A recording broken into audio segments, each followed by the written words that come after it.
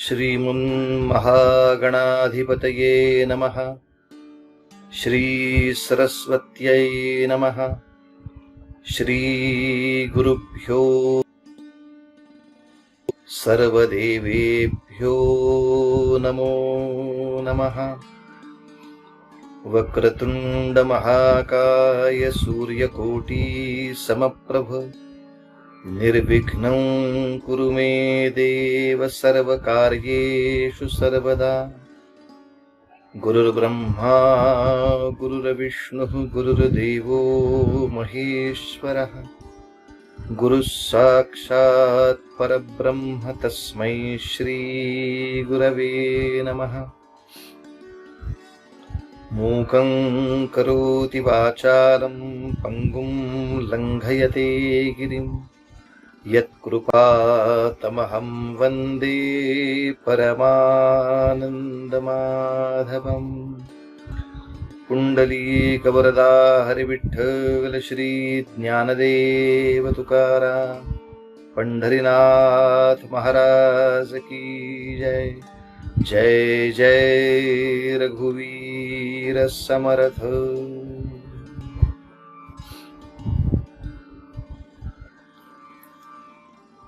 आज या अक्षय तृतीयेच्या शुभ मुहूर्तावर श्री भार्गवरामांच्या चरित्रावरती थोडस चिंतन करायला तुम्ही आम्ही सारे आज एकत्र जमलो आहोत। ज्यांना आपण भार्गवराम म्हणतो, ज्यांना परशुराम याही नावाने ओळखलं जातं, त्यांचा हा जन्मदिवस। अक्षय तृतीया हा शब्द एक वेगळा अर्थ सांगून जातो। या दिवशी केलेली तपश्चर्या, या दिवशी केलेलं दान, या दिवशी केलेली साधना, याचं जे काही मनुष्याला फळ प्राप्त होणार आहे ते अक्षय, अतिशय मोठं फळ प्राप्त होणार आहे।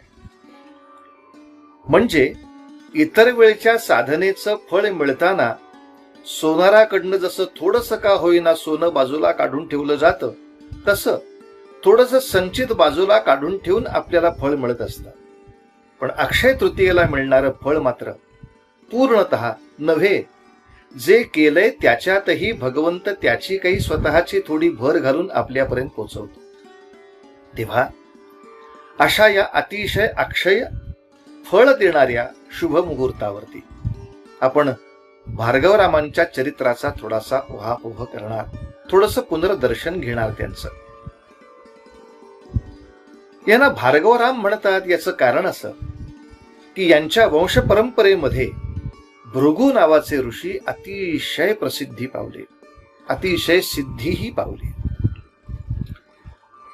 आणि या कुळामध्ये भृगु, च्यवन, अप्रवान, और्व, रुचिक, जमदग्नी एकापेक्षा एक जबरदस्त तपस्या केलेल्या ऋषींची अख्खीच्या अख्खी आपल्या डोळ्यासमोर मालिका दिसते। आपल्या औषधी कालखंडामध्ये जेव्हा आपण आयुर्वेदाचा किंवा याच्याही पेक्षा ज्योतिषशास्त्राचा सुद्धा जेव्हा जिथे विचार करतो, अशा वेळेला एका बाजूला खगोलशास्त्र, ज्योतिषशास्त्र आणि त्याचबरोबर औषधी आयुर्वेद शास्त्र यामध्ये सुद्धा भृगु नावाच्या ऋषींचं प्रचंड मोठं योगदान झालेलं आहे। च्यवन ऋषींच्या नावे जो च्यवनप्राश आहे तो आपण भक्षण करतोच आहोत। तेव्हा औषधाच्या रूपामध्ये मग ते मानवासाठी असो, पशुसाठी असो, कीटकांसाठी असो, पक्ष्यांच्यासाठी असो, या सृष्टीला जे जे म्हणून उपकारक, जे जे म्हणून हितकारक अशा तऱ्हेच्या अनेक औषधींचा शोध घ्यावा, अभ्यास करावा, त्याची सूत्र तयार करावी, त्यातली काही औषधं ही स्वतः प्रयोगसिद्ध पद्धतीनं निर्माण करावीत, ती सगळ्यांच्या पर्यंत पोचवावीत, असं त्या काळातले आपले बहुतांशी सगळे आश्रम ही अशा तऱ्हेची औषधालय पण होती आणि एका बाजूनी ती शस्त्रालय पण होती, एका बाजूने त्या सगळ्या प्रयोगशाळा पण होत्या। तेव्हा याच कालखंडामध्ये, याच सगळ्या दिव्य परंपरेमध्ये आलेले रुचिक नावाचे जे ऋषी आहेत, त्यांनी आपल्या या पूर्वजांचं ज्ञान असंच सांभाळलंय, वर्धन केलंय आणि सगळ्यांच्या पर्यंत पोहोचवण्याचा सातत्याने प्रयत्न केलाय.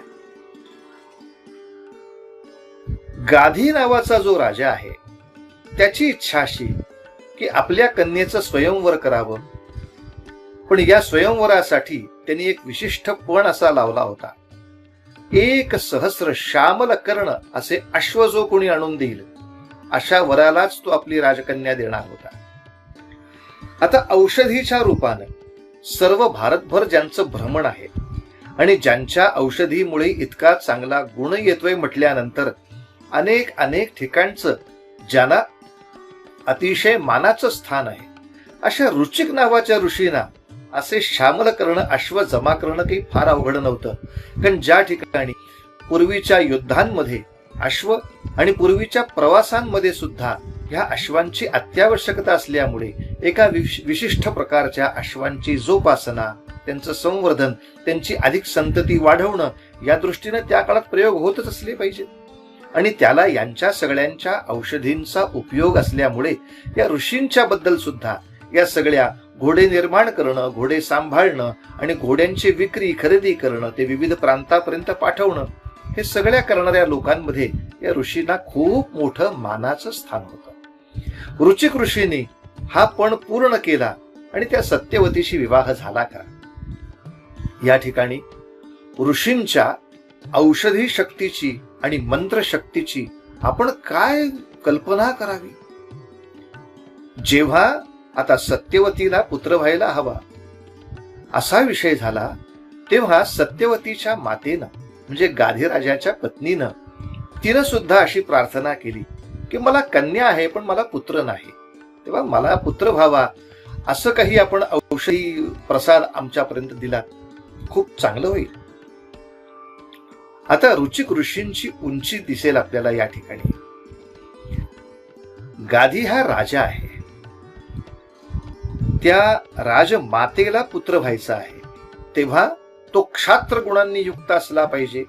या दृष्टीनं राजाला जे सद्गुण पाहिजेत, राजाला शौर्य, युद्धाची कल्पना आणि राजा हा थोडा संतापी पण पाहिजे बरं का. कारण आपल्याकडे राष्ट्राचा म्हणून आदर्श कोण मानला गेला असेल तर तो क्षत्रिय आहे. राष्ट्राचा जो राजा आहे तो आपल्या राज्याचा जरा जरा अपमान झाला की ताबडतोब संतापला पाहिजे. राज्यपदावर दयाळू माणसं उपयोगाची नाहीत. शत्रूच्या बाबतीत दया असलेली माणसं राज्यावर आली की राष्ट्राचं किती वाटोळं होतं याचं प्रत्यक्ष उदाहरण आपण अनेक वेळा पाहिलंय. तेव्हा रुचिक ऋषींनी एक प्रसाद, ज्याला चरू असं म्हणतात, एक प्रसाद असा निर्माण केला, तो अभिमंत्रित केला की ज्याच्या सेवनानं या राजमातेला क्षत्रिय गुणांनी युक्त, शौर्य गुणांनी युक्त राज्य प्रशासन तो अतिशय दयाळू पद्धतीनं करेल, पण शत्रूचा एवढा आघात नाही सहन करणार असा थोडासा तीव्र संतापी अशा तऱ्हेचा पण राज्याला आवश्यक असलेला संतापी पुत्र त्या ठिकाणी जन्माला येईल असा चरू व्यवस्थितपणे निर्माण करून ठेवला. आणि दुसरा आपल्या पत्नीसाठी हिच्या पोटी येणार आहे त्यांनी आश्रम सांभाळायचा आहे, ऋषिकुळ सांभाळायचं आहे, यांनी अधिक तापदायक असता कामा नये. हे सगळे चंद्रमेजे अलांछन आणि मार्तंड पण तापहीन अशा तऱ्हेचे असले पाहिजेत. या दृष्टीनं ब्रह्मगुणांनी असा अभिमंत्रित दुसरा चरू तयार केला आपल्या पत्नीसाठी. काय देवाची लीला आगाध आहे. त्या राजमातेला असं वाटलं की या ऋषींचं त्यांच्या पत्नीवर अधिक प्रेम असल्यामुळे तिला जास्त चांगला कोणीतरी पुत्र होईल असं औषध केलं असणार. माझ्यासाठी एवढं काही मन लावून त्यांनी औषध केलं असेल असं वाटत नाही. पण असं असताना सुद्धा आपल्या मुलीचा प्रसाद आई घेऊन जाईल, जरा यातना होतात. पण आहे असं पुराण, त्यामुळे आहे तसं सांगणं भाग पडत आहे. चरूंची नेमकी अदलाबदल झाली आणि यामध्ये क्षात्र गुणांनी युक्त असा चरू तो नेमका सत्यवतीनं भक्षण केला आणि आपल्या मातेकडे जो चरू गेला तो मातेनंच अदलाबदल करून घेतला होता. त्याप्रमाणे ब्रह्मगुणांनी युक्त असा चरू मातेकडे गेला. परिणाम स्वच्छ दिसला की आता सत्यवतीच्या पोटी जन्माला आलेले जमदग्नी हे तपस्वी, ते ऋषी कुळामध्ये जन्माला आले, आश्रमात जन्माला आले, आश्रमाच्या सगळ्या गोष्टी त्यांनी परिपालन केल्या यात संशय नाही, पण शस्त्रशक्तीची आवड जास्त, शस्त्रामध्ये नैपुण्य मिळवावं ही इच्छा जास्त आणि थोडस शीघ्र कोपित्व हे त्याच्या अंगावरचं लक्षण बघूनच त्याचं नाव बहुतेक जमत अग्नी असंच वडिलांनी ठेवलं. आणि इकडे राजमातेला जो पुत्र झाला तो नेमका शांतिप्रिय, शांतताप्रिय, सर्वांशी क्षमाशील पद्धतीनंच वर्तन करणारा असा विश्वामित्र त्या ठिकाणी जन्माला आला. आता पुन्हा एकदा वसिष्ठ विश्वामित्रांचं जे भांडण झाले ते विश्वामित्र हेच का वेगळे, हा एक वेगळा संशोधनाचा विषय होऊन बसेल. त्या संशोधकांनी त्याच्यामध्ये लक्ष घालावं यात संशय नाही. पण या ठिकाणी या राजमातेला झालेला हा विश्वामित्र नावाचा पुत्र तो मात्र शांतताप्रिय, शांत क्षमाशील असा झाला आहे. ही परिस्थिती ऋषींनी मान्य केली. पण जमदग्नींनी आपल्या पूर्वजांचं हे आश्रमाच्या संस्काराचं कार्य प्रचंड वाढवलं. लक्षात घ्या, जमदग्नींचे आश्रम जवळजवळ 4 ते 5 ठिकाणी होते. या भारतवर्षामध्ये गंगेच्या किनारीही त्यांचा आश्रम होता, नर्मदेच्या किनारीही त्यांचा आश्रम होता. आश्चर्य वाटेल, गोदेच्या तटी तर ऋचिक ऋषींचा स्वतःचाच आश्रम होता. आणि त्यानंतर कर्नाटकाच्या एका भागामध्ये म्हणजे मलप्रभेच्या आसपास सौंदत्तीच्या जवळ तिथेही जमदग्नींचा आश्रम होता. तेव्हा भारताच्या 4 विविध ठिकाणी आपले आश्रम का आपण समजू शकतो की ज्या वेळेला एखादा आयुर्वेदिक औषधी तज्ञ किंवा एखादा शस्त्रतज्ञ प्रचंड मोठे प्रयोग करत असेल, प्रचंड मोठी औषधी निर्माण करत असेल, तर त्याच्या अनेक ठिकाणी अशा ओपीडी तयार होतात की या सगळ्या लोकांना सतत नर्मदेच्या किनारी येणं शक्य नाही किंवा हिमालयातल्या सगळ्या लोकांना सातत्याने सौंदत्तीला येणं शक्य नाही. अशा वेळेला वर्षातून काही काळ या ठिकाणी, वर्षातून काही काळ त्या ठिकाणी, अशा तऱ्हेनं जमदग्नींनी आपलं सगळं शिष्यमंडळही वाढवलंय. आणि तसंच या सगळ्या औषधींचा, या सगळ्या शास्त्रांचा, या खगोलशास्त्राचा, या सगळ्याचा आपल्या शिष्यांना पाठ देत देत अनेक शिष्य तयार केलेत. लक्षात घ्या, त्या काळामध्ये ऋषींच्या आश्रमामध्ये फक्त ब्रह्मकुलोत्पन्न माणसंच शिकायला येत होती असं अजिबात नाही. सगळ्या वर्णाच्या लोकांना त्या ठिकाणी प्रवेश होता.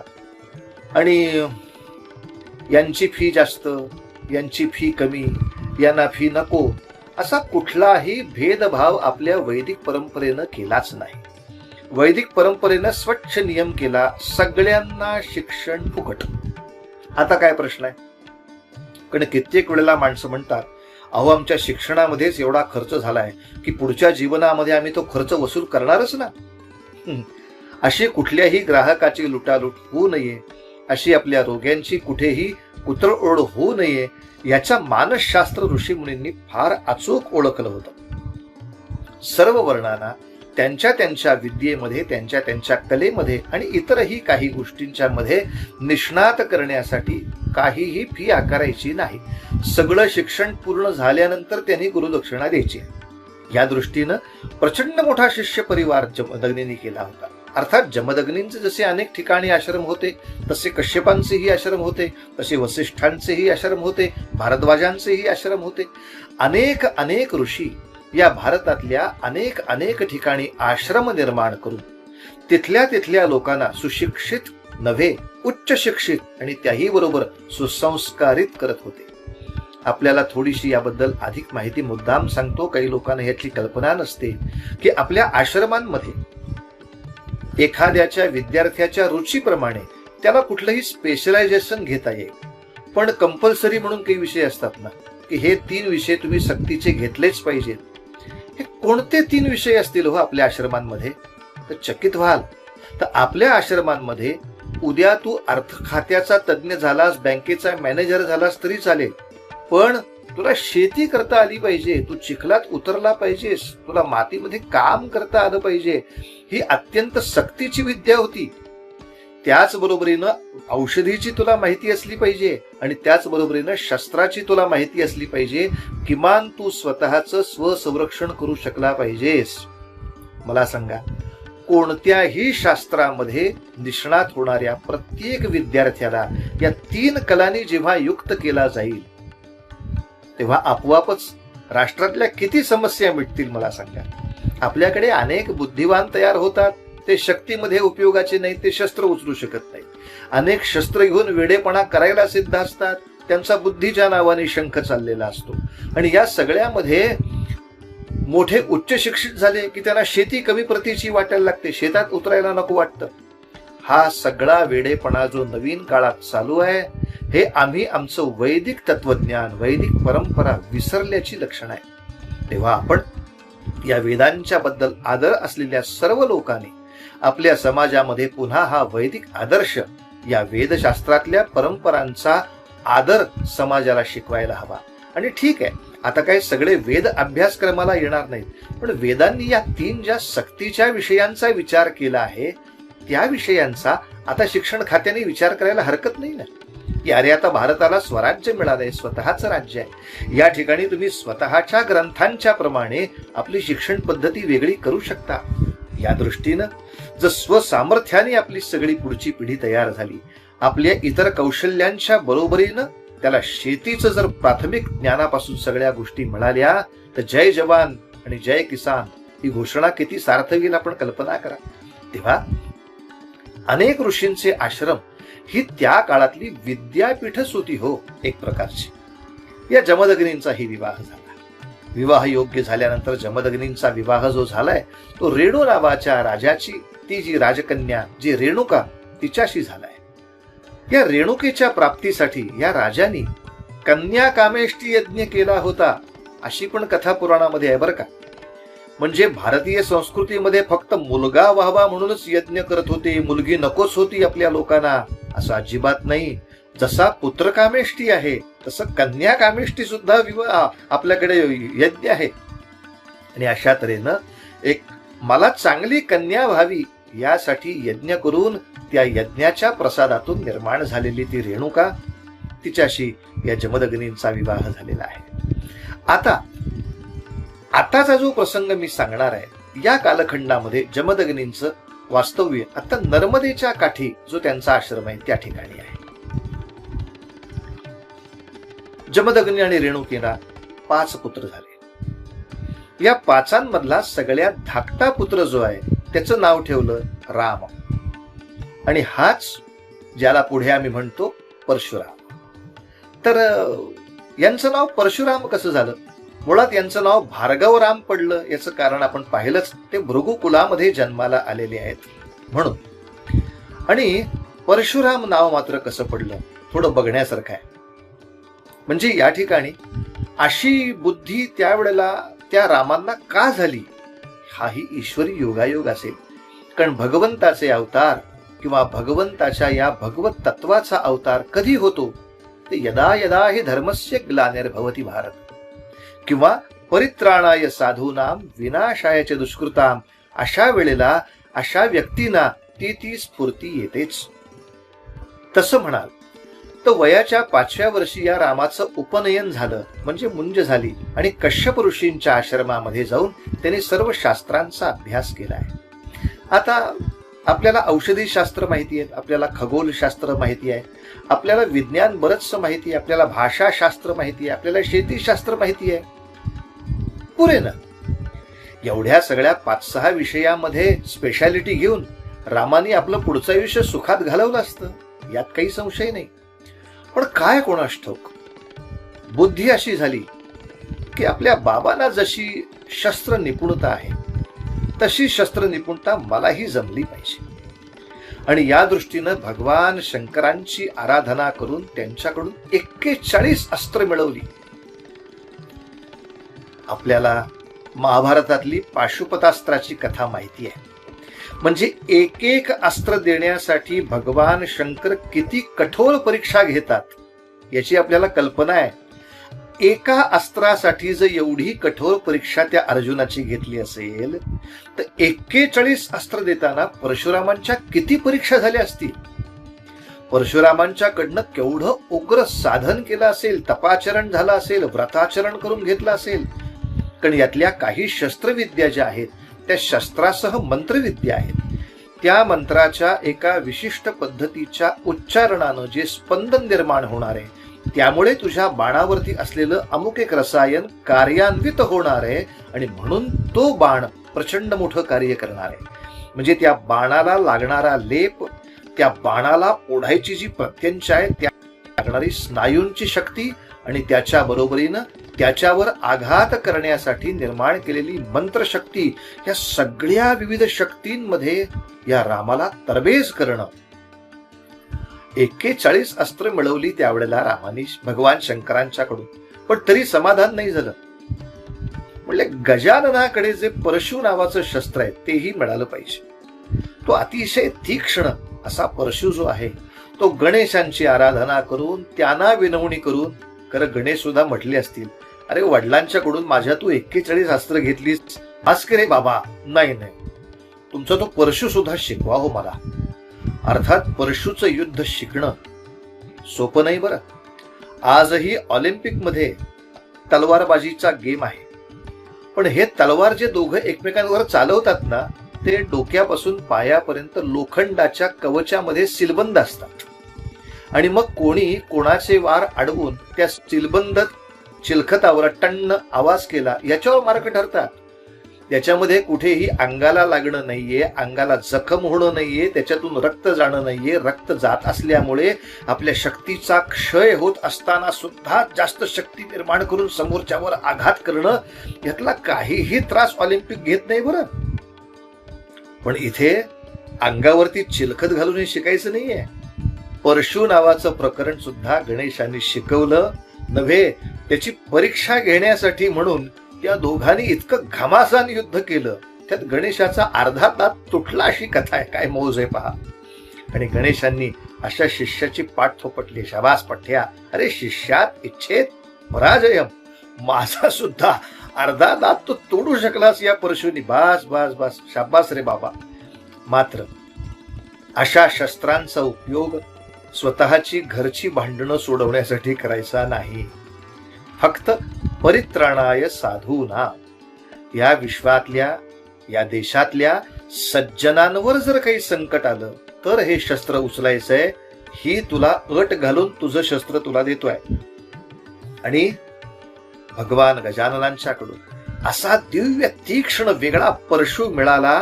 तो परशु सतत खांद्यावर ठेवून या आश्रमांमध्ये फिरणारे, म्हणून त्यांचं नाव परशुराम झालंय. विद्या संपन्न होऊन परशुराम आपल्या वडिलांच्या आश्रमात परत आले. आणि एक प्रसंग असा घडला की ज्या प्रसंगाने या परशुरामांच्या चरित्राला बऱ्याच साहित्यिकांनी नको ते वळण लावलंय. बऱ्याच प्रचारकांनी नको नको नको त्या वळणावरती ही चरित्र नेली आहेत. तर थोडीशी कथा झाली आहे ती अशी. परशुरामांची माता रेणुका ही जलाशयावरती पाणी भरायला गेलेली असताना तिथून परत एका विशिष्ट वेळेमध्ये तिने यायला पाहिजे, कारण घरामध्ये त्या वेळेला ते अग्निहोत्र सुरू होतं. अग्निहोत्र सुरू झालं की त्या अग्निहोत्रासमोर ऋषी बसलेले असतात. आता त्या अग्नीमध्ये एकदा त्या विशिष्ट तापमानाला तो अग्नी आला की त्याच्यामध्ये त्या आहुती त्या वेळेला पडणं अपेक्षित राहतं. आता या आहुतींची जी काही योजना करायची असते ती सगळी जबाबदारी तिच्यावरती आहे. या दृष्टीनं ऋषी एकदा त्या ठिकाणी अनुष्ठानाला बसले की ही सगळी योजना त्याच्या वेळेला झाली पाहिजे. की इतक्या टेम्परेचर पर्यंत अमुक ऍसिड गेलं होतं, मग जरा 5 मिनिटं मला उशीर झाला की दुसऱ्या ऍसिडचा थेंब त्याच्यात टाकायला. असं औषधालय नाही चालू शकत, असं शस्त्रालय नाही चालू शकत, अशी केमिस्ट्री लॅब होऊ शकत नाही. आणि किंबहुना ज्याच्या औषधांवरती किंवा ज्यांच्या शस्त्रांवर मंत्रशक्तीचा प्रभाव करायचा आहे, त्या मंत्रशक्तीला तर फार बंधन आहेत. ती म्हणजे अलीकडे आपण पाहू शकता की जर आपल्या गेम मधला पिस्तुलाचा नेम अचूक लागायचा असेल तर शरीर जितकं स्तब्ध असावं लागतं तितकं मन स्तब्ध असावं लागतं. मनामध्ये इकडचा तिकडचा कुठलाही विचार जरी आला तरी त्या गेम मधला तुमचा नेम लागत नाही. आणि तो एकदा नेम चुकला, त्यावेळचे ती खेळ गेला तुमच्या हातातून. तेव्हा त्या क्षणाचं महत्व, त्या वेळेचं महत्व आणि मनाला अतिशय शांत ठेवण्याच्या प्रक्रियेचं महत्व मंत्रशक्तीच्या दृष्टीनं खूप महत्वाचं असतं. इथे गडबड थोडी झाली अशी आहे की नर्मदेच्या किनारी ती गेलेली असताना त्या नदी प्रवाहामध्ये एक मोठीच्या मोठी अशी वैभवशाली नाव घेऊन तो गंधर्व त्याच्या अनेक स्त्रियांच्या बरोबर जलक्रीडा करत तिकडून तिकडे चालला आहे असं दृश्य पाहिलं आणि क्षणभर मनात असं आलं, किती सुंदर जीवन आहे, असं जीवन आपल्यालाही मिळेल का? आणि क्षणात तिच्या लक्षात आलं की आपल्या मनामध्ये असं येणं योग्य नाही किंवा ते मनात राहणं योग्य नाही. कारण या प्रसंगाची किंवा या दृश्याची जर सातत्याने वेळच्या वेळी वेगवेगळ्या वेळेला आठवण डोक्यात येत राहिली तर आपलं त्या ब्रह्मकर्मामधलं किंवा त्या मंत्रोच्चारामधलं किंवा त्या आहुतीमधलं किंवा त्या शास्त्रीय प्रयोगामधलं किंवा त्या नेम धरण्यामधलं लक्ष विचलित होणार आहे. क्षणात लक्षात आल्याबरोबर ती सावरली आणि आली, पण तोपर्यंत अग्निहोत्र पुढे निघून गेलं होतं. त्या काळातला त्या दिवशी होणारा प्रयोग थांबवला ऋषी, पण ऋषींच्या लक्षात आलं, मन चलबिचल झालं रेणुके, आणि अशा गोष्टीला क्षमा नाही करता येणार. अर्थात जमदग्नींना पटकन एवढा कोप येतो याचं पुष्कळचं कारण त्यांच्या आजीनं जो चरूची अदलाबदल केली याच्यामध्ये आहे. आता ह्याच्यात दोष म्हणावा तर अनेकांचा. ते इतके संतापले की असं अग्निहोत्राच्या वेळेला किंवा यावेळेला असं नाही होता का, हिला मारून टाका. तर जमदग्नींचा क्रोध इतक्या टोकाचा काही वेळेला असतो.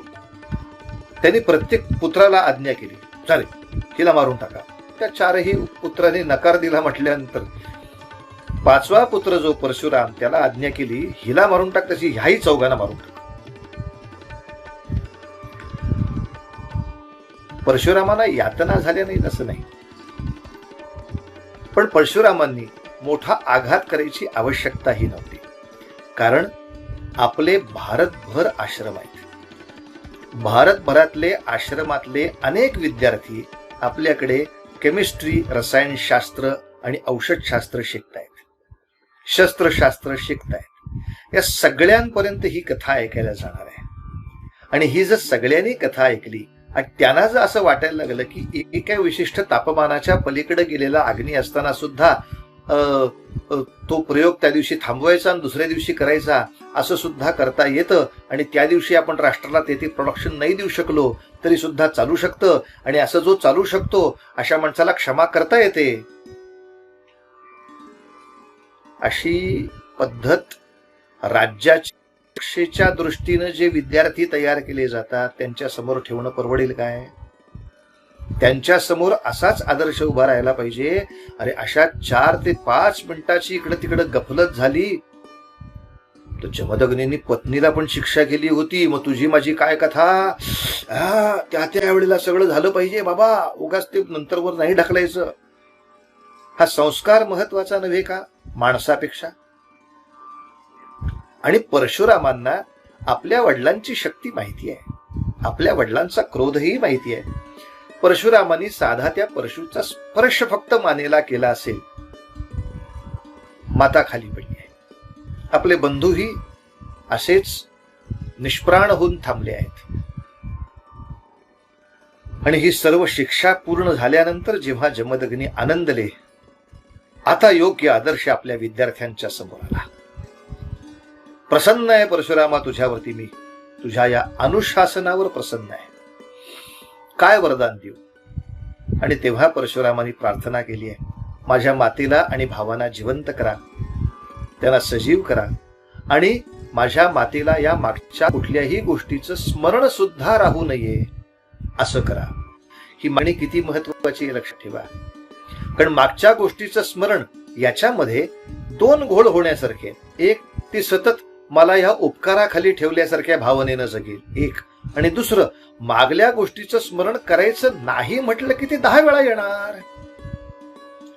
जे डोक्यात येऊच नये, त्यामुळे मन असं तसं कुठल्याही वाऱ्याने बहकू नये, ही जी आपली मूळ इच्छा आहे ते इच्छेलाच तडा जाईल ना.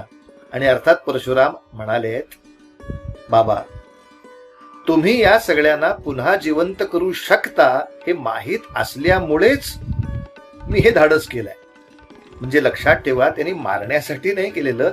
बाबा म्हणतात ते शासन व्हावं म्हणून फक्त शासन पर्व आहे. याला आपल्या शास्त्रामध्ये विकर्म असा शब्द आहे. कर्म म्हणजे जे आपण चांगलं करतो ते, अकर्म म्हणजे जे वाईट होतं ते, आणि विकर्म म्हणजे त्या क्षणाला त्या कर्तव्यापुरतं जे करायला लागतं, जो कायमचा सगळ्या मुलांनी घ्यायचा आदर्श नव्हे. आणि मुळात रेणुकेला शासन करताना जमदग्नींची शक्ती कळली पाहिजे ना. कुठलाही बाप उठून जर म्हणायला लागला उठ रे आईला शिक्षा कर, तर त्या बापाची लायकी आहे का हे सांगण्याची? मुळात आपल्या वडिलांची योग्यता त्यासाठी समजली पाहिजे. वडील कशासाठी कोपिष्ठ झालेत हे समजलं पाहिजे. याचा विवेक ज्याला आहे त्या विवेकानं केलेली ती कृती आहे. तेव्हा परशुराम कुठल्याही पद्धतीनं मातृहत्यारे नाहीत. ते अतिशय मातृभक्त आहेत. त्यांनी आपल्या मातेला जिवंतही केलंय, आपल्या वडिलांच्या प्रभावाने आपल्या बंधूंनाही जिवंत केलाय आणि आपल्या सगळ्यांसाठी एक वेगळा आदर्श दिलाय. लक्षात ठेवा, काही वेळेला माणसं असं म्हणतात की एवढ्याशा चुकीसाठी एवढी शिक्षा देणं योग्य आहे का हो, मला सांगा. आता एवढीशी चूक ही कोणत्या वेळेला झाली आणि कोणत्या उंचीवर झाली याच्यावर परिणाम ठरतात, त्या चुकीवर परिणाम नसतो. समजा अगदी तुमच्या घरातलं उदाहरण देतो. आपण नेहमी वरण भात खात असतो, तेव्हा त्याच्यावर लिंबू घेतो, ही सगळं पिळतो, मस्तपैकी झकास वरण भात लिंबू मीठ असं करून चापतो. पहिला वरण भात जो जेवणाचा असतो तो. आता नेहमी आपण वरण भातामध्ये लिंबू पिळताना असं मस्तपैकी जोरदार लिंबू पिळतो. एखाद्या वेळेला त्याचे 2-3 थेंब कधी इकडे पडतात, कधी तिकडे पडतात, एखाद्याच्या अंगावर उडतात, काही वेळेला आपल्या डोळ्यातही जातात. त्या क्षणाला ते क्षम्य असेल. पण जर स्वयंपाक करत असताना त्या ठिकाणी प्रचंड मोठी दुधाची पातेली ठेवली आहे उकळण्यासाठी, कारण त्याची बासुंदी करायची आहे, आता थोड्या वेळाने पंगत बसणार आहे. अशा वेळेला जर मी मूर्खपणानं त्याच्या शेजारी बसून तात्पुरतं काहीतरी बघूया, जरा लिंबू सरबत घेऊया या नात्यानं, त्याचं योग्य अंतर न पाळता भस्कन लिंबू पिळलं आणि त्यातला एक थेंब जर त्या पातेल्यामध्ये गेला, 1000 लिटरची बासुंदी नसणार आहे. आणि मग अशा माणसाला याला परत स्वयंपाकघरात यायचं नाही, येऊ देऊ नकोस, बाहेर काढ. एवढी मोठी शिक्षा कराल का नाही तुम्ही मला सांगा. मग अशा वेळेला सांगता का तुम्ही की अहो आम्ही तो लिंबू सरबत करण्यासाठी 10 लिंबू पिळतो तरी सुद्धा कोण काही बोलत नाही, एक थेंब मेला इकडचा तिकडे पडला तर एका थेंबासाठी शिक्षा. अहो एका थेंबासाठी म्हणजे कुठल्या वेळेला झालं, ते कोणत्या ठिकाणी झालं, कोणत्या प्रसंगी झालं. आणखीन एक छोटस उदाहरण सांगतो आपल्या लक्षात येईल की समजा असा रस्त्यावरून चालता आणि एखाद्या ओट्यावरून चालताना पायऱ्या उतरताना आपण लग्न समारंभाची मोठी हॉल असतात ना, त्याच्यावर एक स्टेज असतं 1-2 फुटाचं.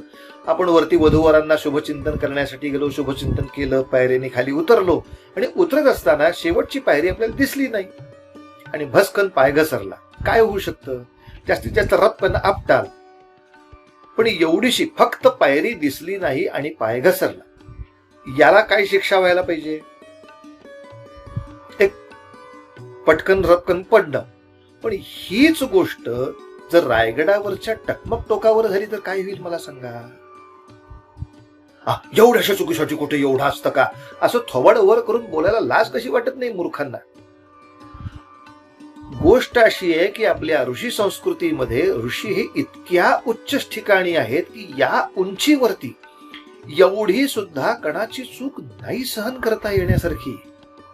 आणि म्हणून आपल्या बखरींमध्ये स्वच्छ वर्णन आहे की आपल्या शिवाजी राजांचं हे हिंदवी स्वराज्य सगळीकडे उत्तम रीतीनं चालावं म्हणून अतिशय कर्तव्य दक्षपणे त्यांच्या बरोबरीनं कार्य करणारे दादोजी कोंडदेव. बाकी कुणीही मूर्खाने दादोजींचं कर्तृत्व नाकारलं तरी सुद्धा इतिहास ते नाकारू शकणार नाही आणि प्रामाणिकपणे शिकणारा कुठलाही विद्यार्थी दादोजी कोंडदेवांना नाकारू शकत नाही. त्याने शिवबांना जे जे म्हणून मार्गदर्शन केलंय. त्यामध्ये शेतीपासून ते शस्त्रापर्यंत अनेक गोष्टी आहेत आणि एखाद्या बुजुर्गाकडून मार्गदर्शन घेण्यामध्ये शिवछत्रपतींना कधी काही कमीपणा वाटलेला नाही. उलट दादोजींचं जेव्हा निधन झालं तेव्हा आमचा आधार हरपला, इतके आदराचे शब्द शिवछत्रपतींनी उच्चारलेले आहेत. विषय सांगायचा होता असा की एक सुंदर आंब्याची बाग लावली होती दादोजी कोंडदेवांनी. शिवबांना ते दाखवायला नेले होते आणि ते आंबे पाहत असताना पटकन दादोजींनी एक आंबा तोडला आणि शिवबांच्या हाती दिला आणि चेहरा गोरामोरा झाला त्यांचा. स्वतःची तलवार काढली आणि स्वतःचाच हात तोडायला निघाले. शिवछत्रपती अहो साक्षात शंकरांचाच अवतार ते म्हणाले, काय करता दादोजी? नाही नाही नाही, हा हात तोडतो का? या हाताकडून चोरी झाली हो राजे, माझ्या हाताकडून चोरी झाली. कसली चोरी? राजे, या बागेचे तुम्ही मालक होतात. तुम्हाला न विचारता मी आंबा तोडला, ही माझ्या हाताकडून चोरी झालेली आहे आणि याची शिक्षा मला घेतलीच पाहिजे. शेवटी राजांनी तोडगा असा काढला, हे बघा दादोजी, ज्यांच्या मनाला आपल्या चुकीची एवढी खंत असते ना, त्यांच्या शरीराला शिक्षा नाही करावी लागत. राज्यशास्त्र मीही शिकलो ना. त्या दृष्टीनं असं करा, फक्त तुमच्या अंगरख्याची बाही बाजूला करा, पण हात तोडण्याचा वेडेपणा करू नका.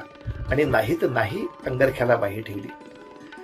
आणि दादोजींचा तो अंगरखा पाहून सगळ्या हिंदवी स्वराज्यातले सगळे मंत्री टरकायचे. अरे, राजे समोर असताना राजांना न विचारता एवढीशी गोष्ट झाली, तर राजांचे सहाय्यक, राजांचे हे मार्गदर्शक, दादोजींना सुद्धा शिक्षा होते किंवा त्यांना सुद्धा क्षमा होत नाही, असा दरारा बसतो. तेव्हा हिंदवी स्वराज्य उभी राहतात. काही चुका करा, कशाही करा, तो आपला माणूस आहे, आपल्या मागचा आपल्या मागे लपवायचा त्याला, आणि आपण स्वतः मोठं म्हणून मिरवायचं, असल्या हलकट धंद्यानी हिंदवी स्वराज्य नाही उभी राहत. राजांचा जो मोठेपणा होता, दादोजी कोंडेवांचा जो मोठेपणा होता मनाचा, हा सगळा या पुराणांच्या अभ्यासातून आलाय, या भार्गवरामांच्या अभ्यासातून आलाय, या रामायण महाभारताच्या अभ्यासातून आलाय. आणि दुर्दैवाने आज रामायण महाभारत अभ्यासासाठी कोणी वाचायलाच घेत नाहीत, फक्त तर्क काढून भांडणं करायला घेतात. दुर्दैव त्यांचं. जसं आपल्या शास्त्रामध्ये सांगितलंय, गोचिड नावाची एक जळू अशी विचित्र असते की ती गायीच्या स्तनाला जाते, पण शेजारी दूध असताना ते त्यातलं दूध पित नाही, ती फक्त अशुद्ध रक्तच पिते. तिची आवड तिच्या नशिबाची. या दृष्टीनं पाहता परशुरामाने अशा तऱ्हेनं आपल्या मातेलाही संजीवन दिलंय आणि आपल्या बांधवांनाही संजीवन दिलंय. आणि याही पेक्षा अधिक तपश्चर्या करण्यासाठी आणखीन आश्रम जर मोठे करायचे असतील तर त्या भूमींच्या संपादनाच्या दृष्टीनं परशुरामाने थोडंसं कार्यही त्या काळात केलंय. आता पुढे कार्तवीर्याचा आणि परशुरामांचा हा जो काही संघर्ष उभा राहिला तो का? खरं तर कार्तवीर्य सहस्रार्जुन, कार्तवीर्य हे त्याचं नाव पडलं, याचं कारण कृतवीर्य राजाचा तो मुलगा आहे, वडिलांवरनं आलेलं नाव आहे. त्याचं मूळ नाव फक्त अर्जुन इतकंच आहे. हा खरा दत्तात्रेयांचा परमभक्त आहे आणि दत्तात्रेयांनी त्याला सांगितली त्या पद्धतीने त्यांनी उपासना केलेली आहे आणि साक्षात शिवांच्याकडून वरदान प्राप्त केलेलं आहे. त्याला 1000 हात मिळाले, म्हणजे 1000 बाहूंची शक्ती मिळाली. एकनाथ महाराज या ठिकाणी वर्णन करतात, 1000 बाहूंची शक्ती म्हणण्यापेक्षा आता तो राज्यावर बसल्यानंतर थोडासा जो त्याचा राज्य मद अंगामध्ये चढला, त्यामुळे त्याचे 1000 इतरांना त्रास देणारे वळवळणारे हात सगळ्या भारतात फिरू लागले. ते त्याचे सहस्र बाहू असं नाथ वर्णन करतात. बरं, या सहस्र बाहू, सहस्र अर्जुन अशा झालेल्या कार्तवीर्यानं आपलं साम्राज्य नर्मदेच्या तटापासून ते हिमालयापर्यंत नेलं. साम्राज्य वाढवलं इथपर्यंत त्रास नव्हता, पण नंतरच्या काळात आपली दहशत सगळ्यांवर राहावी, आपल्याला अधिकाधिक संपत्ती प्राप्त व्हावी आणि ह्या संपत्तीच्या स्थान, संपत्तीची जागा ही सगळी आपल्याच लोकांना मिळावी, याचा थोडासा आग्रह करून विविध भूमी संपादनाच्या निमित्तानं अनेक आश्रमांचा विध्वंस सुरू झाला. तुम्हाला तुमची जागा वाढवायची आहे, तुम्हाला तुमच्या काही प्रयोगशाळा करायच्या आहेत, तर रिकामी भूमी काही कमी नाहीये. पण याचा अर्थ तुम्ही वसिष्ठ महामुनींनी केलेल्या प्रयोगशाळा अशाच्या अशा स्वतःच्या ताब्यात घ्याल आणि त्याच्यावरती आता ही आम्हीच केलेली प्रयोगशाळा आहे म्हणून लेबल लावून मोकळे व्हाल, हा चावटपणा नाही उपयोगाचा. वसिष्ठांच्या आश्रमाला त्रास दिला, तिथल्या लोकांना हाकलून लावा, त्यांची सगळे आश्रम आपल्या ताब्यात घेऊन टाका, आपल्या लोकांना त्याच्यावरचे संशोधक म्हणून मोठे करून ठेवा, हा काय वेडेपणा आहे. आणि वसिष्ठांना मग नमस्कार पण नाही करायचा. अनेक ऋषींच्या आश्रमांना या वेडेपणासाठी, भूमी संपादनाच्या वेडेपणासाठी, त्यातल्या सगळ्या औषधींच्या निर्मितीवर माझं नियंत्रण असावं, त्याच्या सगळ्या शस्त्र निर्मितीवर फक्त माझं नियंत्रण असावं, या साम्राज्यवादी कल्पनेनं त्यांनी हा आपला प्रकार सुरू केला.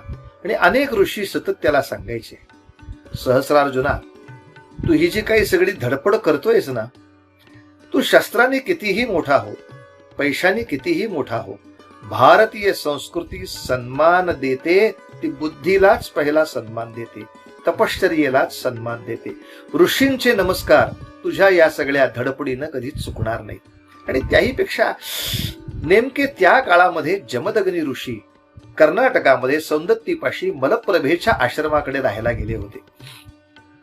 अनेक ऋषी म्हणायचे, राजा अजून तुझी जमदग्नीची गाठ नाही पडली म्हणून तुझा हा सगळा चावटपणा चाललाय. साम्राज्य वाढवायला हरकत नाही, पण ते न्यायासाठी असेल, ते सगळ्या ठिकाणच्या सुखसुविधांच्यासाठी असेल तर मान्य आहे. फक्त माझी दहशत पसरवणं, फक्त माझा दरारा उभा करणं आणि जगातल्या सगळ्या सत्ता संपत्तीच्या जागांवर माझं स्वामित्व उभं करण्यासाठी हे करणं हे चांगलं नाही रे. भारतीय संस्कृतीच्या राजाला हे शोभत नाही, पण काही पर्याय नाही. पण जमदग्नींचं नाव ऐकल्यानंतर सहस्रार्जुन विचार करतो, एकदा बघू तर खरी हा कोण प्रकार आहे तो. आणि त्याला पाहण्यासाठी आणि त्या निमित्तानं नर्मदेच्या खालचा हा सगळा प्रदेश आज उद्या जर आपल्याला जिंकायचा असेल, या निमित्तानं ती भूमी पण बघणं होईल. जमदग्नींच्या आश्रमापर्यंत वाटचाल केली या सहस्रार्जुनाने सैन्यासह. मुद्दाम आला, सगळ्या सैन्यालाही ते बघून ठेवावं. जमदग्नींना या उत्तरामध्ये चाललेल्या एवढ्या मोठ्या भयानकतेची तेवढीशी तीव्र जाणीव नव्हती. त्यांनी स्वागत केलं, आगत स्वागत झालं, आदरातिथ्य झालं. आणि एवढ्या मोठ्या आपल्या सैन्याला भोजन मिळेल का असं विचारणा केल्यानंतर ऋषी म्हणाले, काही काळातच मिळेल.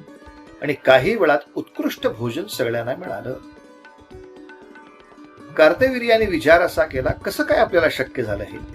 तेव्हा त्यांनी सांगितलं, असं आहे, आम्ही जी ही विद्या साधना करतो, तपश्चर्या करतो, अनेक गोष्टींच्या आराधना करतो, यामध्ये आम्ही कितीही कृषीवरती संशोधन केलं, आम्ही कितीही औषधावर संशोधन केलं, तरी सुद्धा शेवटी निसर्ग नावाची शक्ती मोठी आहे, त्याला पर्याय नाही. त्यामध्ये काही वेळेला आवर्षणं येतात, त्यावेळेला काही काळ त्रासाच्या परिस्थिती येते. अशा वेळेला ही सगळ्या वर्णांची मुलं जी आमच्या आश्रमात असतात, या सगळ्यांना सांभाळणं, यांना मोठं करणं, यांच्या विद्या ज्ञानामध्ये, यांच्या विद्येच्या अध्ययनामध्ये कुठेही खंड पडू न देणं आम्हाला कर्तव्य आहे. आणि यासाठी आम्हाला ब्रह्मदेवानी कामधेनू दिली आहे. त्या कामधेनूच्या प्रभावाने हे सगळं होत असतं.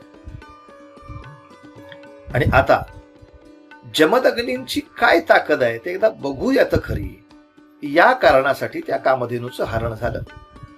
इथे हरण या शब्दाचा अर्थ अपहरण असा घ्यायचा, की जबरदस्तीनं तो राजा तिला घेऊन गेला. कारण अलीकडं आमच्या पोरांना हरण झालं म्हणजे काय झालं हेही फारसं कळत नाही.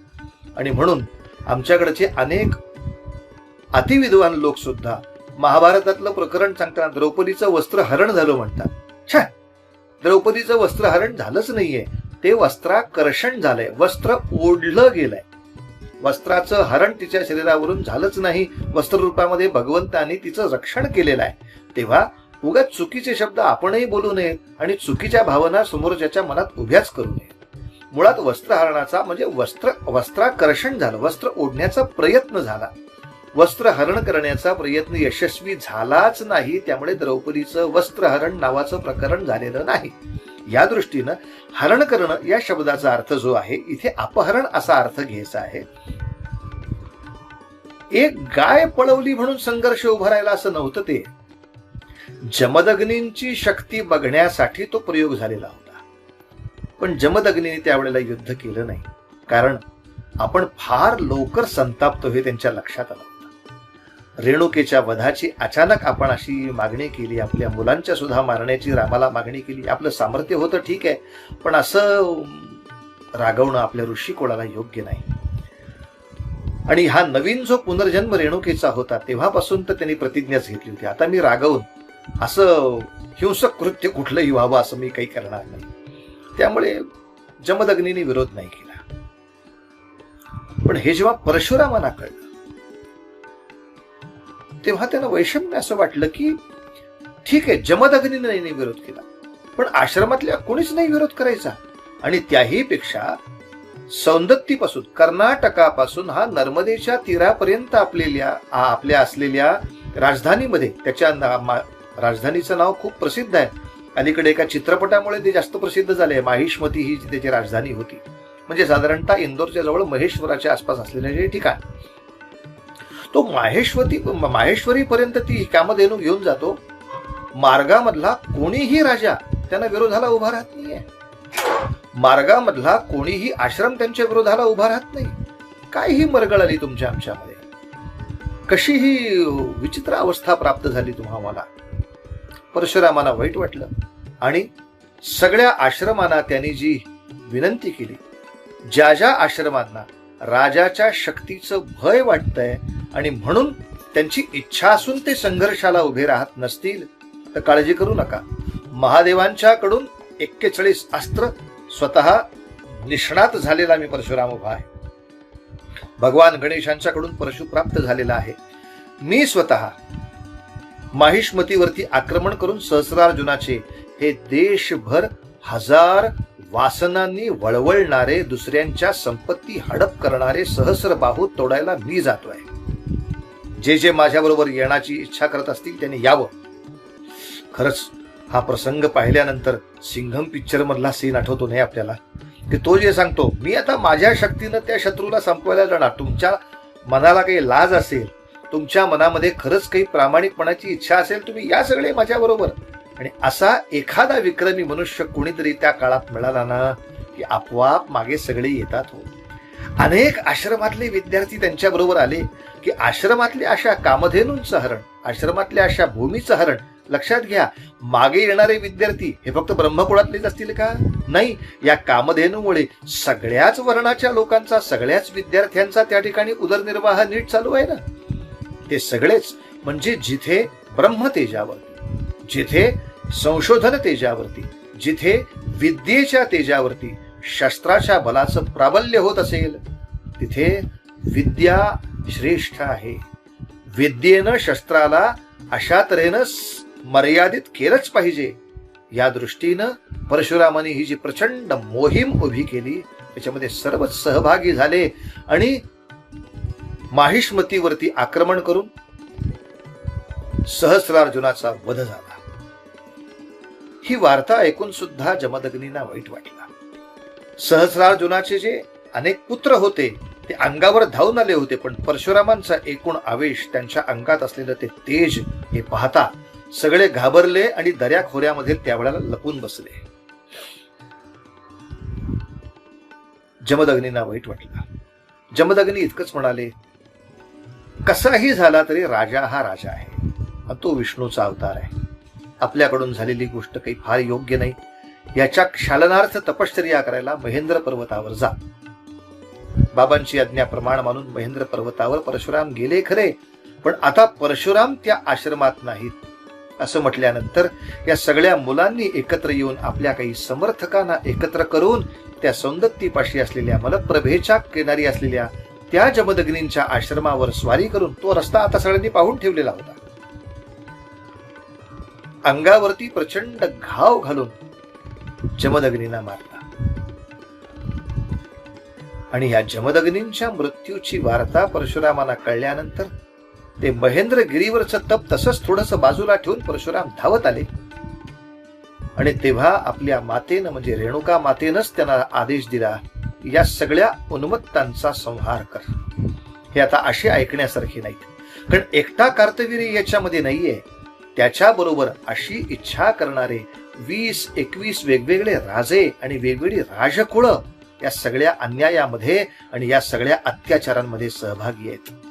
या सगळ्यांचा आता तू कंदन कर.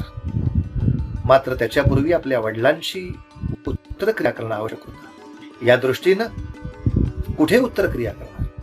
तेव्हा आईनं असं सांगितलं, ज्या ठिकाणी तुला आकाशवाणी सांगेल की या ठिकाणी जमदग्नींची उत्तरक्रिया कर, तिथेच ती उत्तरक्रिया करायची आहे. एका कुमारी भूमीमध्ये तुला ती उत्तरक्रिया करायची आहे. म्हणून बाबा रे, एका पारड्यामध्ये त्यांचं शव आणि दुसऱ्या पारड्यामध्ये मी, असे आपण जात राहू. ज्या ठिकाणी आकाशवाणी होईल त्या ठिकाणी ती उत्तरक्रिया होईल. या दृष्टीनं सौंदत्तीपासून ते जवळजवळ माहुरगडापर्यंतचा रस्ता या पुत्र आणि मातेनं क्रमित केला आहे. आणि माहुरगडाच्या तिथे जेव्हा ती आज्ञा झाली, आकाशवाणी झाली, तेव्हा जमदग्नींची उत्तरक्रिया केलेली आहे. आणि मग ह्या प्रवासामध्ये ती कावड ज्या ज्या ठिकाणी ठेवली गेली, ज्या ज्या ठिकाणी विश्रांती स्थानं झाली, ती सगळी रेणुकेची स्थानं आज सगळीकडे प्रसिद्ध आहेत. मग ते केज असेल, आंबेजोगाई असेल, कित्येक वेळेला माणसं याच्याबद्दल एक शंका व्यक्त करतात की अहो, कोकणस्थ ब्राह्मण जे लोक आहेत ते म्हणतात की आमची कुलदेवता आंबेजोगाई आहे. तर कोकणामध्ये कुठेही आंबेजोगाई आहे, ती तर मराठवाड्यामध्ये गेली आहे. कोकणातल्या लोकांचं कुलदैवत मराठवाड्यात कसं असेल? याचं कारण ते झालेलं आहे. कोकणाची निर्मिती हा थोडा पुढचा विषय आहे, पण तरी सुद्धा त्याच्या आधी या मातेचं जे स्थान आहे ते अशा अनेक ठिकाणी ती स्थानं निर्माण झाली. माहूरला कायमची त्या ठिकाणी रेणुका माता राहिली. याच्यानंतरचा शब्द एक मजेशीर आहे. आता आपण इतिहासातलं एक वाक्य ऐकूया आणि मग पुराणातल्या वाक्याकडे जाऊया. जेव्हा या भारतवर्षामध्ये बादशाही सैन्याचा खूप त्रास होता, मुघलांचा खूप त्रास होता, अशा वेळेला आपण नेहमी इतिहासात हा शब्द वापरतो की शिवाजीराजांनी या मुघल सैन्याचा अनेक वेळा निपात केला. आता मुघल सैन्याचा, याच्यामध्ये अन्याय करणाऱ्या मुघल सैन्याचा असाच अर्थ घ्यायचा असतो. या देशातले काही सगळे मुघल ते फक्त मुघल आहेत या नात्याने कापले गेलेले नाहीत शिवाजीराजांच्याकडून, किंबहुना हिंदू राजांच्याकडून हे झालंच नाही. हा फक्त आपल्या पंथाचा नाही म्हणून त्याला संपवून टाकण्याचा प्रचंड मोठा वेडेपणा हिंदूंच्या व्यतिरिक्त असलेल्या अनेक पंथांनी केलेला आहे.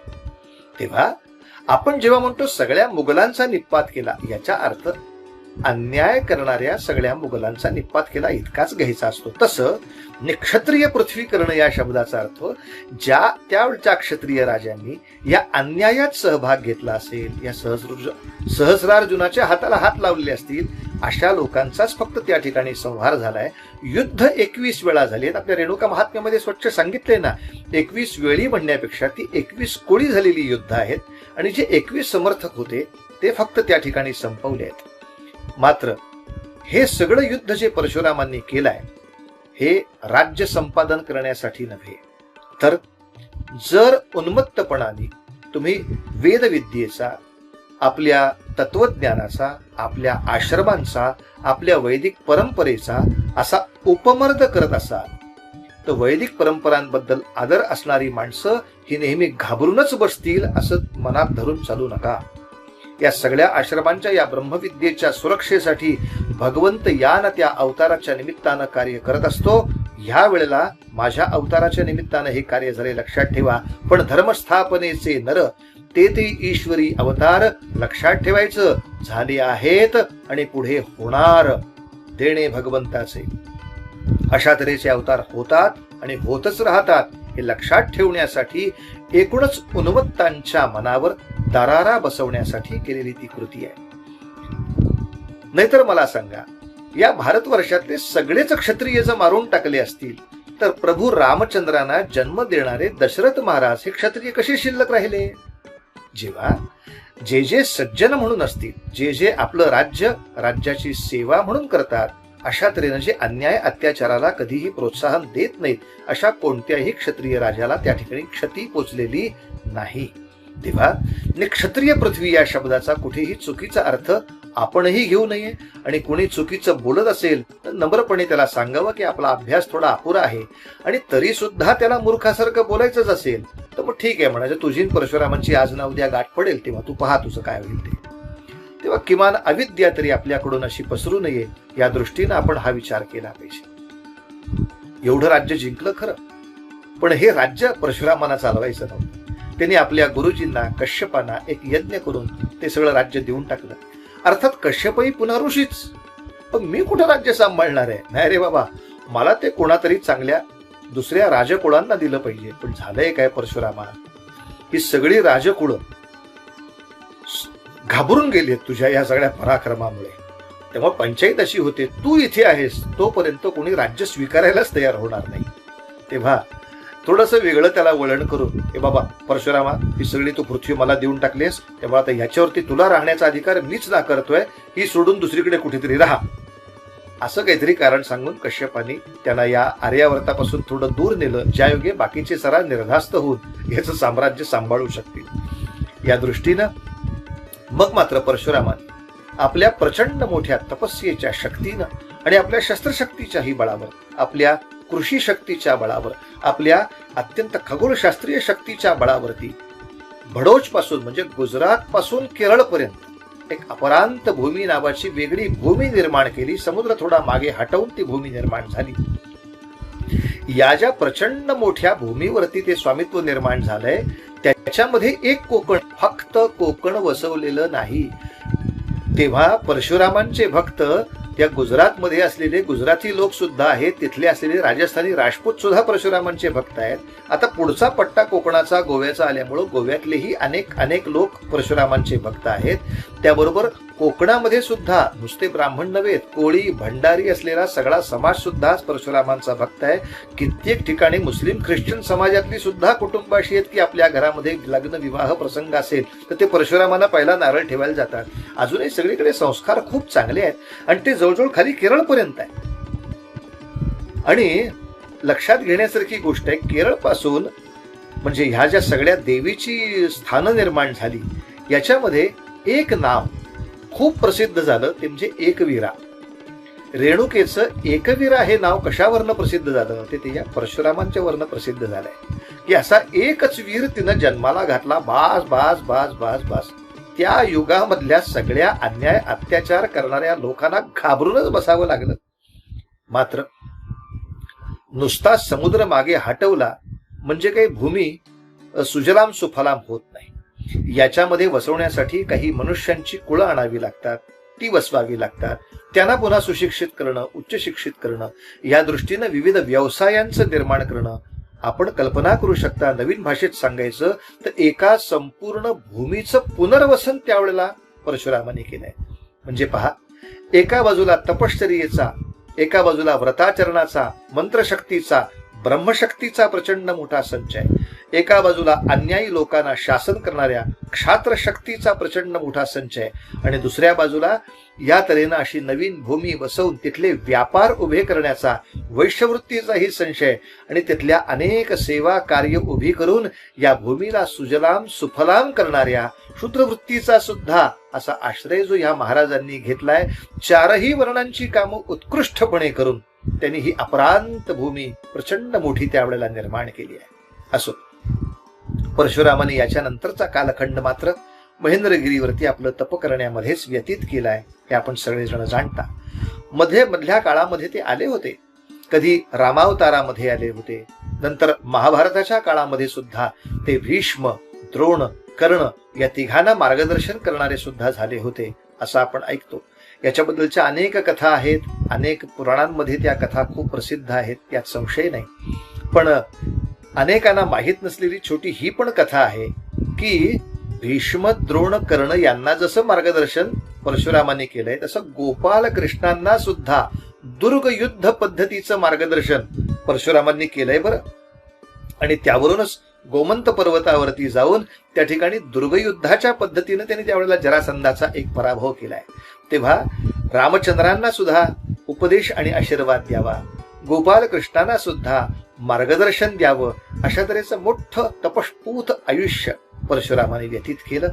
असो, इतर संशोधन पाहण्यापेक्षा या ठिकाणी असं करत थांबूया की या दिवशी म्हणजे अक्षय तृतीयेला एक विशिष्ट संकल्प केला आणि एक विशिष्ट दान अगदी मनातनं जरी दिलं, प्रत्यक्ष हाताने समजा नको, मनातनं जरी एक दान दिलं तरी त्याचं फळ अधिकाधिक व्याजदराने अक्षय मिळणार आहे. हे जर आपल्याला माहीत असेल तर मग ही परशुरामांची जी वृत्ती आहे ती पुढे आपण चालू ठेवूया. असा एक संकल्प करून आपल्या समृद्ध जीवनाचं काही काळाचं का होईना दान मी या अन्याय निवारणासाठी देईन, असा मनात संकल्प करा. तुमच्या आमच्या मनातला हा संकल्प अक्षय फळ देणार यात संशय नाही, कारण तो या दिवशी झालेला आपला संकल्प आहे. या संकल्पामध्ये आपल्याला कळलंय परशुरामांची चरित्र पाहून की मंत्राला जसं महत्व आहे, विद्येला जसं महत्व आहे, कृषीला जसं महत्व आहे, पैशाला समृद्धीला जसं महत्व आहे, खगोल शास्त्राला जसं महत्व आहे, तसंच आपल्या शरीर आणि शस्त्राला सुद्धाही तेवढंच महत्व आहे. माझ्याकडे विद्या खूप आहे म्हणजे मी व्यायाम करू नये किंवा मी शस्त्रामध्ये निपुण असू नये असं करून नाही चालणार. अरे काश्मीरामध्ये काय किंवा पूर्वी असलेल्या आपल्या पूर्वजांच्या गांधार प्रांतापर्यंत काय, आपल्याकडे विद्या होत्या, आपल्याकडे सगळ्या तऱ्हेच्या मंत्रशक्ती होत्या, आपल्याकडे विविध पद्धतीची समृद्धी होती. पण आपल्याला आपलंच रक्षण करता येईल असं योग्य ते स्नायूंचं बळ, शस्त्राचं बळ नव्हतं, म्हणून आपल्याला निर्वासित होऊन मागे मागे मागे मागे सतत यावं लागलं आणि अनेक अन्यायांना सातत्याने संघर्ष सोडाच नुसतं सहनच करावं लागलं. तेव्हा अन्याय सहन करणं हाही एक गुन्हा आहे.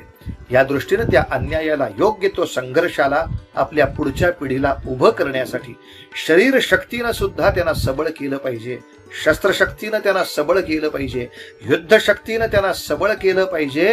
हे जितकं खरं तितकंच नुसती शस्त्रशक्ती असेल तर ती राक्षसी वळणावर जाते. त्याला धर्माचं अधिष्ठान पाहिजे, त्याला नीतिमत्तेचं अधिष्ठान पाहिजे, त्याला सन्मार्गाचं अधिष्ठान पाहिजे. या दृष्टीनं आपण आपल्या पुढच्या पिढीला जसं ज्ञान देऊ, जसं विज्ञान देऊ, जशी समृद्धी देऊ, तसंच आणखीन 2 गोष्टी देऊया. संस्कार, ज्याच्यामध्ये सद्विचार आणि सद्वर्तन अपेक्षित आहे. आपले उत्तम मंत्र आपल्या मुलांना म्हणता आले पाहिजेत. त्या मंत्रातलं सामर्थ्य ओळखून त्यांनी त्या मंत्रांची उपासना केली पाहिजे. आपली जी आदर्श दिनचर्या आहे, आपली आदर्श जी उत्सव पद्धती आहे, आपली आदर्शातली आदर्श अशी जी आपल्या स्वतःच्या कृषीपासून सैन्य शक्तीपर्यंत आणि सगळ्या वर्णांना अतिशय प्रेमाने वागवावं, ही मानवतेची दृष्टी आहे. ती मानवतेची दृष्टी सुद्धा सगळ्यांपर्यंत पोहोचवायला हवी. आपल्या पुढच्या पिढीपर्यंत आपल्या पूर्वजांबद्दलचा आदर मोठा करायला हवा. आणि मला व्यक्तिशः असं वाटतं की हे परशुरामांचं तत्व अजूनही चिरंजीव आहे, निश्चित आहे, आत्तापर्यंत आहे. कारण शिवाचा अवतार म्हणजे भगवान शंकरांचे अवतार म्हणजे छत्रपती शिवाजी राजे. या शिवाजी राजांचं हिंदवी स्वराज्य असे तू हिमाचल मोठं व्हावं म्हणून बाजीराव पेशव्यांच्या पद्धतीनं पुढे या परशुरामांच्याच तत्वाचा झालेला पुढचा जन्म आहे, ज्याने आपल्या पराक्रमाने एवढा मोठा आपला भारतवर्ष अन्यायातून, अत्याचारातून दूर करण्याचा प्रयत्न केला. बाजीराव पेशवे असतील, नाही तर त्याच्या पुढच्या कालखंडामध्ये असलेल्या क्रांतियुद्धामधले अनेक अनेक अनेक नेते असतील. मग ते नानासाहेब पेशव्यांच्या पासून सावरकरांच्या पर्यंत अनेक नेते, ज्याने ज्याने शस्त्रशक्ती आणि शास्त्रशक्ती, मंत्रशक्ती, ध्यानशक्ती, संस्कार शक्ती आपल्या पीडित लोकांच्या दुःखाचं निवारण करण्यासाठी वापरली, ती माणसं. आणि स्वातंत्र्यानंतर सुद्धा आपले द्वितीय क्रमांकाचे पण अद्वितीय असे पंतप्रधान लाल बहादूर शास्त्री असोत आणि आत्ताचे आपल्या भारताचे सरसेनापती असोत, इथपर्यंत हे परशुरामांचं तत्व आपल्यावरती छत्र धरून उभा आहे. आणि आपल्याला सांगताय, आम्ही गोवर्धन उचलला आहे, या गोवर्धनाला तसाच उचलून धरण्यासाठी काठ्या लावायचं, त्याला सहाय्य करण्याचं, संस्काराचं आणि सामर्थ्याचं काम हे तुमच्यावरती आहे. तुम्ही त्याच्यामध्ये सहभागी होणं खूप महत्वाचं आहे. अग्रतः चतुरो वेदः पृष्ठतः सशरम धनु इदम ब्राह्मम इदम क्षात्रम शरादपि शापादपि.